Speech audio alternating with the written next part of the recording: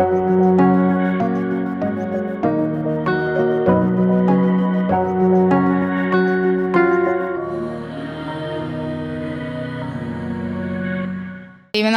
മഹത്വമുണ്ടാകട്ടെ. എൻ്റെ പേര് സുധർമ്മ സതീഷ്. ഞാൻ കുമരകത്ത് നിന്ന് വരുന്നു. ഇപ്പോൾ വരുന്നത് ഞങ്ങൾ പത്തനംതിട്ട ജില്ലയിൽ നിന്നുമാണ്. 9/11/2023 ഞാൻ ഇവിടെ ഉടമ്പടി എടുക്കുന്നത്. ഇപ്പം 2 വർഷം അടുക്കാറാവുന്നു. 7 പ്രാവശ്യം പുതുക്കി. 7 പ്രാവശ്യം പുതുക്കിയെന്നല്ല, 7 പ്രാവശ്യം എന്തുമാത്രം ഞങ്ങൾക്ക് കാരുണ്യപ്രവൃത്തി ചെയ്യാൻ സാധിച്ചു എന്നതിലാണ് എൻ്റെ സന്തോഷം. ഞങ്ങൾ കുടുംബമായിട്ടാണ് ഞങ്ങൾ കാരുണ്യപ്രവർത്തികളും പ്രേക്ഷിത പ്രവർത്തനങ്ങളും ചെയ്തുകൊണ്ടിരിക്കുന്നത്. എൻ്റെ ഭർത്താവ് എന്നേക്കാളും നല്ല വിശ്വാസിയാണ്. എൻ്റെ 2 കുഞ്ഞുങ്ങളും BSc നേഴ്സിംഗ് സ്റ്റുഡൻ്റാണ്. അവരും നല്ല രീതിയിൽ കാരുണ്യപ്രവർത്തികളും പ്രേക്ഷിത പ്രവർത്തനങ്ങളും ചെയ്യുന്നു. ഞങ്ങൾക്ക് ഏറ്റവും സന്തോഷമായ കാര്യം പത്രപ്രവർത്തനമാണ്. അതായത് പത്രങ്ങൾ ഓരോ ഗവൺമെൻറ് ഹോസ്പിറ്റലിലും ഞങ്ങൾ കൊണ്ടുപോയി കൊടുത്ത് അവർക്ക് പ്രെയർ ചെയ്താണ് ഞങ്ങൾ കൊണ്ടുപോകുന്നത്. അതുപോലെ തന്നെ ഞങ്ങൾ ഏത് ജില്ലയിൽ നിന്ന് എങ്ങോട്ട് വേറെ ജില്ലയിലേക്ക് പോകുമ്പോഴും ഞങ്ങളുടെ കയ്യിൽ കൃപാസന പത്രം ഉണ്ടായിരിക്കും. അതായത് കൃപാസന പത്രം ഇല്ലാതെ ഞങ്ങൾ ഒരു സ്ഥലത്തേക്കും പോകത്തില്ല. എവിടെ ചെന്നാലും അവിടെയെല്ലാം ഞങ്ങൾ കൃപാസനത്തെക്കുറിച്ച് പറഞ്ഞുകൊണ്ടിരിക്കും. ഞാനിപ്പോൾ ഇവിടെ നിൽക്കുന്നത് 9/11/2023 ഞാനിവിടെ വരുമ്പോൾ ഞാൻ ആകെ തകർന്നാണ് ഇവിടെ വരുന്നെങ്കിലും എൻ്റെ മാതാവും എൻ്റെ ഈശോയും ഞങ്ങളെ കൈവിട്ടില്ല. ഇപ്പോൾ ഞാൻ നിറഞ്ഞ സന്തോഷത്തിലാണ് ഇവിടെ നിൽക്കുന്നത്. അന്ന് പോലും ഞാൻ നിയോഗങ്ങൾക്കല്ല പ്രാധാന്യം കൊടുത്തുകൊണ്ടിരുന്നത്, എൻ്റെ ഈശോയ്ക്കും മാതാവിനുമാണ് പ്രാധാന്യം കൊടുത്തത്.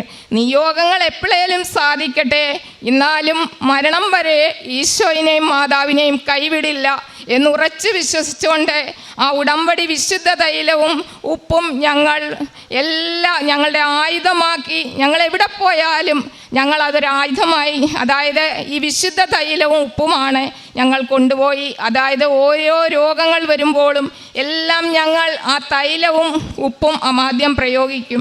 ഈശോയെ, എൻ്റെ മാതാവ് ഞങ്ങളെ ഒരിക്കലും കൈവിട്ടിട്ടില്ല. ആദ്യമായി ഞാൻ ഇപ്പോൾ പറയട്ടെ, എൻ്റെ കുഞ്ഞിന് 2.5 വയസ്സിൽ തുടങ്ങിയ വലിവ് രോഗം. ഞങ്ങൾ കേരളത്തിൽ ഈ കുഞ്ഞിനെ കാണിക്കാൻ ഒരു ഹോസ്പിറ്റലുകളിലുമില്ല, ഒരു ഡോക്ടർമാരുമില്ല. അതായത് ഈ വലിവ് വന്നാൽ വൈകിട്ട് 9 മണി കഴിയുമ്പോൾ ഈ കുഞ്ഞ് ആദ്യം ചുമയ്ക്കാൻ തുടങ്ങിക്കഴിഞ്ഞാൽ പിന്നെ നിർത്തത്തില്ല. ഈ ചുമയങ്ങ് തുടർന്നുകൊണ്ടേയിരിക്കും, ശ്വാസം കിട്ടത്തില്ല. ഞാനും എൻ്റെ ഹസ്ബൻഡും എൻ്റെ 2 കുടുംബക്കാരും വളരെയധികം വിഷമിച്ചു. അവസാനം ഞങ്ങൾ ഓർത്ത് ഇതിനെന്താ പരിഹാരം. ഓരോരുത്തരും പറയും ആയുർവേദം കൊടുക്കുക, അലോപ്പതി കൊടുക്കുക, ഇങ്ങനെ പല മരുന്നും ഞങ്ങൾ പരീക്ഷിച്ചു. അവിടെയൊന്നും വിജയം കണ്ടില്ല. ആശുപത്രി നൽകും. വൈകിട്ട് മുഴുവൻ ഞാനും എൻ്റെ ഹസ്ബൻഡും ഉറങ്ങാതെ ഞങ്ങൾ കുത്തിയിരിക്കും. 9 മണി തൊട്ട് വെളുപ്പിനെ ഞങ്ങൾ വരെ ഉണർന്നിരിക്കും. എൻ്റെ ഹസ്ബൻഡിനോട് ഞാൻ പറയും, സതീഷേട്ടൻ 1 മണിക്കൂർ ഉറങ്ങിക്കോ, ഞാൻ കുഞ്ഞിന് കാവലിരിക്കാമെന്ന് പറയും. ഇപ്പോൾ ഈ കുഞ്ഞിന് 23 വയസ്സായി. 2.5 വയസ്സിൽ തുടങ്ങിയ വലിവാണ്.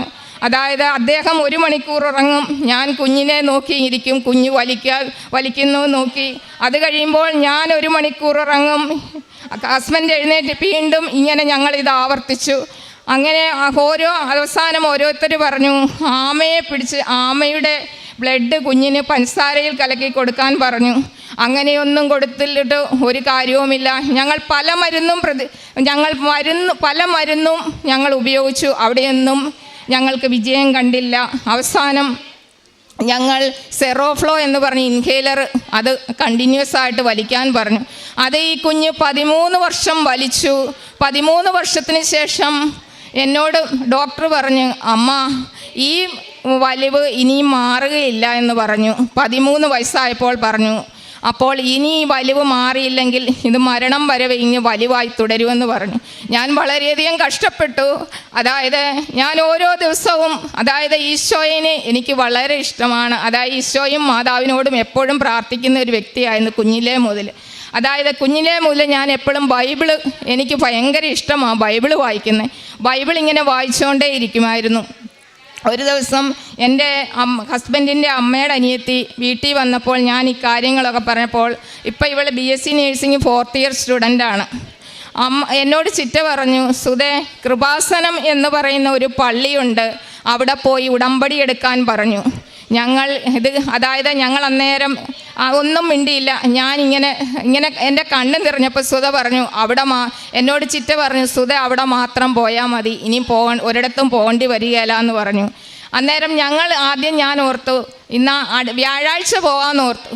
ചൊവ്വാഴ്ച ഇതുപോലെ ഞാനിങ്ങനെ കട്ടിലിൽ കിടക്കുമ്പോൾ ഭയങ്കര മുറി നിറച്ച് നമ്മളൊരു 10 കുപ്പി പെർഫ്യൂം അടിക്കുന്ന സുഗന്ധം, മുല്ലപ്പൂവിൻ്റെയും കാപ്പിപ്പൂവിൻ്റെയും സുഗന്ധം ഇങ്ങനെ വരുവാണ്. ഞങ്ങളന്നേരം ഇവിടെ വന്നിട്ട് പോലുമില്ല. ചിറ്റ എന്നോട് പറഞ്ഞിട്ട് പോയതിന് ശേഷമാണ്. ഞാൻ അന്നേരം ഇതെന്നാ ഇതുപോലെ ഭയങ്കര ഞാൻ ഉടനെ പുറത്തിറങ്ങി അപ്പുറത്തെ ചേച്ചിയോട് ചോദിച്ചു, ചേച്ചി ഇവിടെ മുല്ലപ്പൂ ആയിട്ട് ആരെങ്കിലും വന്നോ, പിള്ളേർ വല്ലതും കല്യാണത്തിന്? ഇല്ല സുധർമ്മ, ആരും വന്നില്ലെന്ന് തോന്നുന്നു. അതുപോലെ സ്മെൽ. പിന്നെ ഞാൻ ഓർത്ത് ഇവിടെ എങ്ങാനും കാപ്പിപ്പൂ വിരിഞ്ഞായിരിക്കും, അതൊന്നും നമുക്കറിയത്തില്ലല്ലോ. അത് കഴിഞ്ഞ് ഞാൻ കൊച്ചുങ്ങൾ വന്നപ്പോൾ പറഞ്ഞു, മോനെ നമുക്ക് ബുധനാഴ്ച തന്നെ ഉടമ്പടി എടുക്കാൻ പോകണമെന്ന് പറഞ്ഞു. ഞങ്ങൾ ഇവിടെ കടന്നു വന്നു, ഉടമ്പടി എടുത്തു. അപ്പോഴും ഞങ്ങൾ നിയോഗങ്ങളിൽ ഒന്നും ഈ വലിവിനെക്കുറിച്ചോ ഞങ്ങളുടെ കാര്യങ്ങൾക്കൊന്നും പ്രാധാന്യം കൊടുത്തില്ല. ഞങ്ങളോട് ഓരോരുത്തരും പ്രാർത്ഥിക്കണമെന്ന് പറഞ്ഞ കാര്യങ്ങൾക്ക് ഞങ്ങൾ പ്രാധാന്യം കൊടുത്തു. അതുപോലെ ഞങ്ങൾ ഉടമ്പടി പുതുക്കി കഴിഞ്ഞ വർഷം ജപമാല റാലിയിൽ പങ്കെടുത്തു. ജപമാല റാലിയിൽ പങ്കെടുത്തപ്പോൾ ഞാൻ അമ്മയോട് പറഞ്ഞു, ഞാനും എൻ്റെ ഹസ്ബൻഡും 2 കുഞ്ഞുങ്ങളുമാണ് ജപമാല റാലിയിൽ ഞങ്ങൾ പങ്കെടുത്ത്. അമ്മേ, ഞങ്ങൾ വലിവുമായിട്ട് എൻ്റെ കുഞ്ഞ് നടക്കും. അമ്മേ, ഞങ്ങൾ 4.5 മണിക്കൂറോ 5 മണിക്കൂറോ നടക്കും.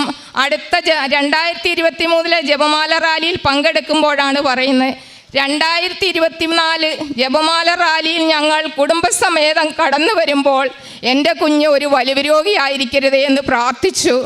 ഞങ്ങൾ ജപമാല റാലി 2023 റാലി കടന്നു പോകുമ്പോൾ ഞാൻ മുന്നേ പോകുവാണ്, എൻ്റെ ഹസ്ബൻഡും കുഞ്ഞുങ്ങളും പുറകെ ജപമാല ചൊല്ലിക്കൊണ്ട് വരികയാണ്. ഞാൻ അന്നേരം ഓരോ ആംബുലൻസ് പോകുമ്പോഴും ഞാൻ ചിന്തിച്ചു, ദൈവമേ, എൻ്റെ കുഞ്ഞെങ്ങാനുമാണോ ഇതിനെ കൊറ്റിക്കൊണ്ട് പോകുന്നതാണോ ആംബുലൻസ്? എന്നാൽ എൻ്റെ ഭർത്താവിൻ്റെ ഉള്ള വിശ്വാസവും ഇവിടെ പോകുമല്ലോ, ദൈവമേ ഒന്നും വരുത്തരുതേ എന്ന് പറഞ്ഞു. ഞങ്ങൾ അവിടെ ചെന്ന് 10 മണിയാകുമ്പോൾ നിൽക്കുമ്പോൾ ഇവൾ വളരെ ഹാപ്പി ആയിട്ട് വന്ന് നിൽക്കുക. എന്നോട് പറയും, അമ്മേ, അടുത്ത വർഷം നമ്മൾക്ക് ജപമാല റാലിയിൽ പങ്കെടുക്കണം, ഇതിനു മുമ്പേ നമ്മൾക്ക് വരണമെന്ന് പറഞ്ഞു. എൻ്റെ കണ്ണ് നിറഞ്ഞു പോയി. എൻ്റെ കുഞ്ഞിനൊരു പനി പോലും വന്നില്ല. അതുപോലെ ഞങ്ങൾ 4/2/24 കുഞ്ഞിന് വൈകിട്ടായപ്പോൾ ഭയങ്കര ശ്വാസം മുട്ടൽ വന്നിട്ട് ഞാനും എൻ്റെ കുഞ്ഞും മാത്രമേ ഉള്ളൂ വീട്ടിൽ. ഞങ്ങളിങ്ങനെ ഇരിക്കുവാണ്. ഇരുന്നപ്പോൾ ഇവൾ ചുമയ്ക്കുന്നുമുണ്ട്, എന്നാൽ പോസ്റ്റിങ്ങിന് പോയിട്ട് വന്ന് ഇവളെ എഴുതുന്നുമുണ്ട്. ചുമ അങ്ങ് നിൽക്കുന്നില്ല. 9 മണി തൊട്ട് ഇവളങ്ങ് ചുമയ്ക്കാൻ, പിന്നെ ശ്വാസം കിട്ടാതെ പോയി. അത് കഴിഞ്ഞപ്പോൾ ഞാൻ ഓർത്തു, ഞാൻ അന്നേരം എന്ത് വന്നാലും പെട്ടെന്നൊന്നും ഹോസ്പിറ്റലിൽ കൊണ്ടുപോയില്ല. ഈ ഉടമ്പടി എടുത്ത് പിന്നെ ഉടമ്പടി വസ്തുക്കളാണ് എൻ്റെ മരുന്ന്. ഞാൻ എന്ത് ചെയ്തു, ഇവളുടെ നെറ്റിയിൽ തൈലം പൂശിയിട്ട്, വിശുദ്ധ തൈലം പൂശിയിട്ട് ഇവളോട് പറഞ്ഞു, മോനെ, നിന്നെ അമ്മ വചനം അയച്ച് സുഖപ്പെടുത്തും, നമ്മൾ ഏതായാലും നേരം വെളുക്കട്ടേന്ന്. 9 മണി മുതൽ ഇവൾ അന്നേരം എഴുതുന്നുമുണ്ട്, ശ്വാസം വലിക്കുന്നുമുണ്ട്. എൻ്റെ ഉള്ളിൽ നല്ല പേടിയുമുണ്ട്.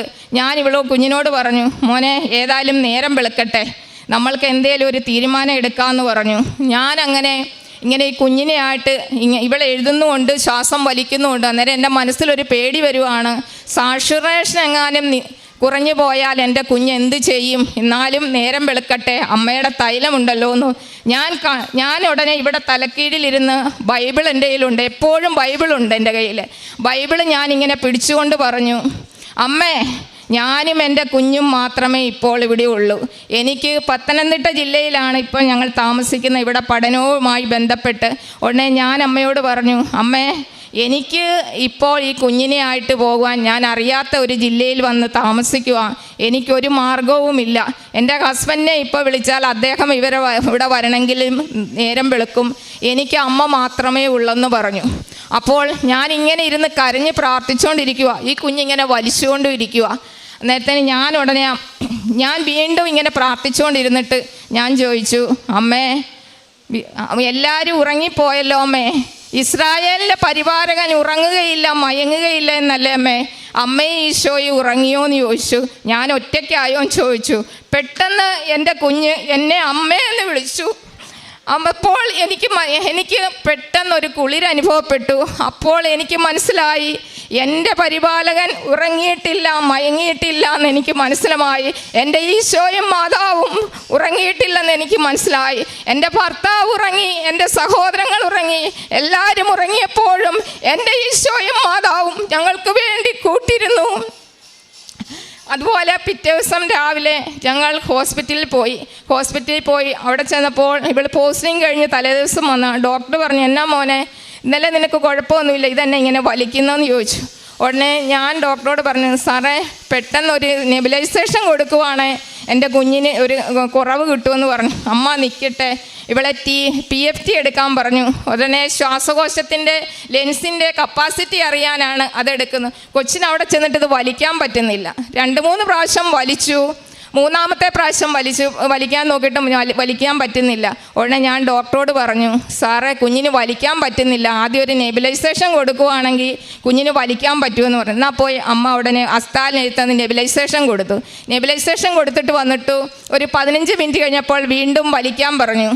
കൊച്ച് ഇങ്ങനെ PFT എടുക്കുവാണ്. ലെൻസിൻ്റെ കപ്പാസിറ്റി നോക്കുമ്പോഴും കുഞ്ഞിന് വലിക്കാൻ പറ്റുന്നില്ല. ഞാൻ ഡോക്ടറോട് പറഞ്ഞു, സാറേ ഇത് വലിക്കാൻ പറ്റുന്നില്ല. ഉടനെ ഡോക്ടർ ഇത്തല എഴുതിയിട്ട് സെറോഫ്ലോ 2 ഓഫ് കണ്ടിന്യൂഡ് എന്ന് പറഞ്ഞു. മോർണിംഗ് ടു ഈവനിങ്, രാവിലെയും വൈകിട്ടും സെറോഫ്ലോ കണ്ടിന്യൂ ചെയ്യാൻ പറഞ്ഞു. ഇത് ഒരു 3 ബോട്ടിൽ അമ്മ പോയി മേടിച്ചുകൊണ്ട് വരാൻ പറഞ്ഞു. ഞാൻ അവിടുന്ന് മെഡിക്കൽ സ്റ്റോറിൽ ചെന്ന് കുഞ്ഞിനെ അവിടെ ഇരുത്തിയിട്ട് മെഡിക്കൽ സ്റ്റോറിൽ ചെന്ന് ഞാൻ 1 ബോട്ടിൽ സെറോഫ്ലോയെ വാങ്ങിയിട്ടുള്ളൂ. ആ സെറോഫ്ലോയാണിത്.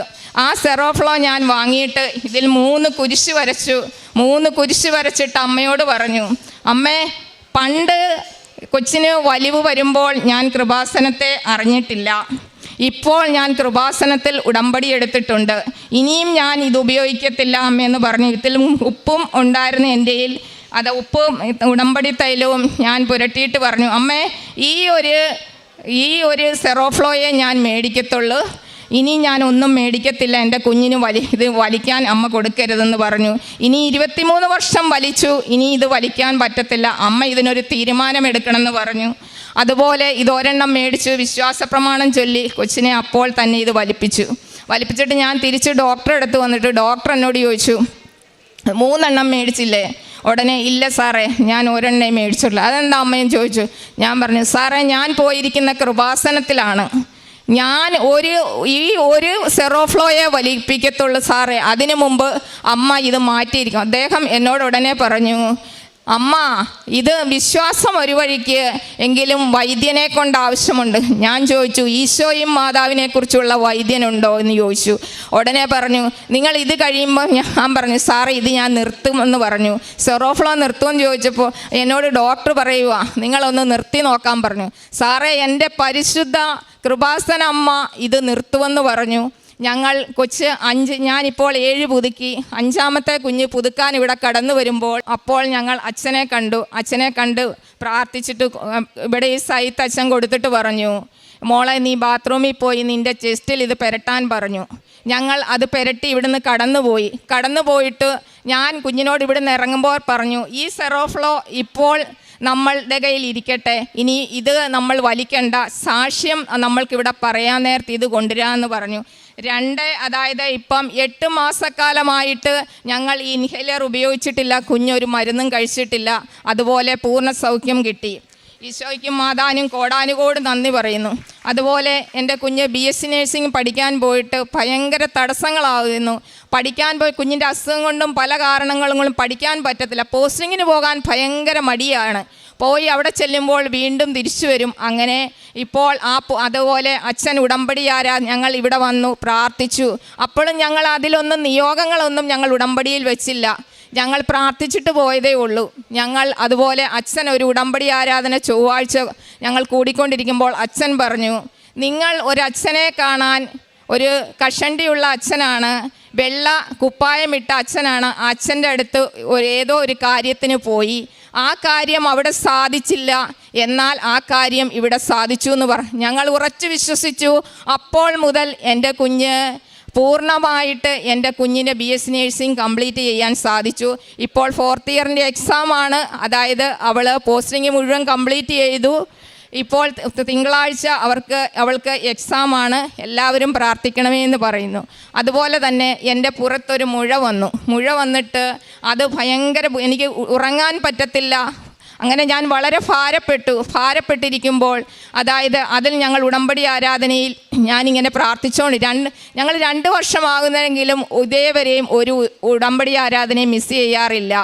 ഞങ്ങൾ പ്രാർത്ഥിച്ചുകൊണ്ട് ഇങ്ങനെ ഇരിക്കുമ്പോഴത്തേനും അച്ഛൻ ആരാധനയിൽ പറഞ്ഞു, ഒരാളുടെ മുതുകിൽ ഇങ്ങനെ ഒരു ദശ പോലെ ഇത് വളരുന്നു, അത് എന്നാൽ ക്യാൻസർ അല്ല എന്ന് പറഞ്ഞു. ആ രോഗിയെ ഈശോ സൗഖ്യമാക്കുന്നു എന്ന് പറഞ്ഞു. ഞാൻ ഉറച്ചു വിശ്വസിച്ചു പ്രാർത്ഥിച്ചു. അന്ന് വൈകിട്ട് ഉടമ്പടി തൈലം പുരട്ടിയപ്പോൾ എൻ്റെ പുറത്തുനിന്ന് ആ മുഴ പൂർണ്ണമായി അപ്രത്യക്ഷമായി. അങ്ങനെ ഈശോയും മാതാവും ഞങ്ങൾക്ക് തന്ന കോടാനുകോടി അനുഭവങ്ങൾക്ക് കോടാനുകോടി നന്ദി പറഞ്ഞുകൊണ്ട് ഇനിയും ഞങ്ങൾ സാക്ഷിയുള്ളവളായി ജീവിപ്പാൻ ഞങ്ങളെ ഒരുക്കണമേ എന്ന് പറഞ്ഞുകൊണ്ട് സാക്ഷിയിൽ നിന്ന് വിരമിക്കുന്നു.